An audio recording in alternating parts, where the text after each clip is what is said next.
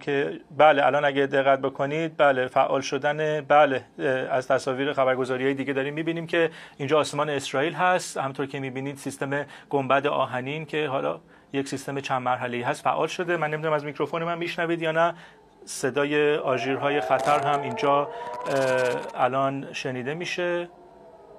بله فکر میکنم که از میکروفون من بگیره این صدا رو و همونطور که در تصاویر میبینید در همین جا اطراف من و جاهای دیگه اسرائیل سیستم گنبد آهنین برای مقابله با حملات موشکی جمهوری اسلامی که گزارش شده بیشتر از 150 موشک بالستیک به سمت اینجا شلیک شده آماده است. من یه مقدار سکوت میکنم که شاید شما صدای آژیر رو بتونید بشنوید.